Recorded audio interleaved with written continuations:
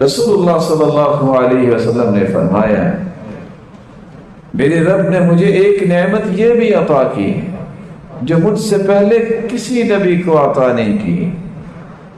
سورۃ البقرہ کی آخری 2 آیتیں اللہ نے عرش کے نیچے جو خزانے رکھے ہیں، ان خزانوں میں سے یہ 2 آیتیں مجھے عطا کی۔ وَمَنْ قَرَأَ، جس شخص نے اس کی تلاوت کر لی، فِي لَيْلَةٍ كَفَتَا، رات کو سوتے وقت جو پڑھ لے تو یہ 2 آیتیں اسے کافی شافی ہو جاتی۔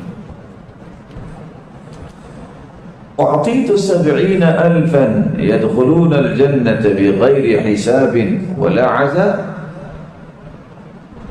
اللہ نے ایک اور انعام مجھے دیا ہے جو کسی کو نہیں دیا، اور وہ انعام یہ ہے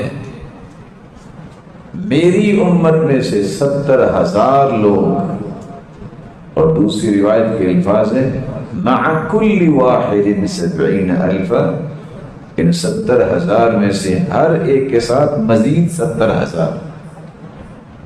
یہ 70,000 کو اگر آپ 70,000 میں ملٹیپلائی کریں، یہ 4 ارب 90 کروڑ لوگ میری امت میں سے بغیر کسی حساب کے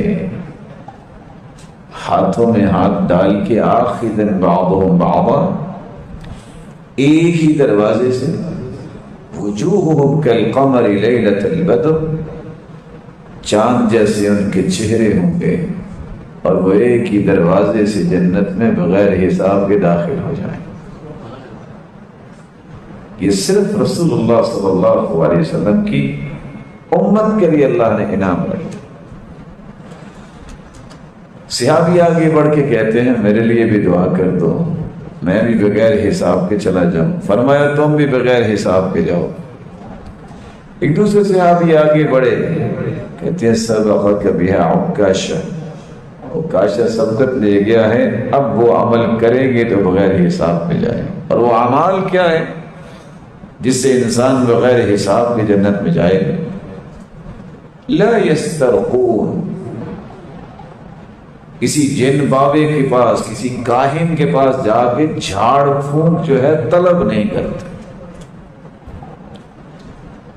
ولا یتطیرون، یہ فال نہیں نکالتے۔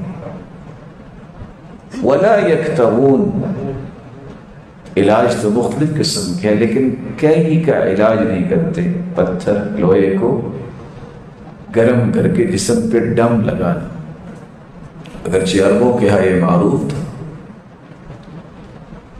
وعلی ربہم یتوکلون، ان کا توکل اللہ پر ہی ہوتا ہے۔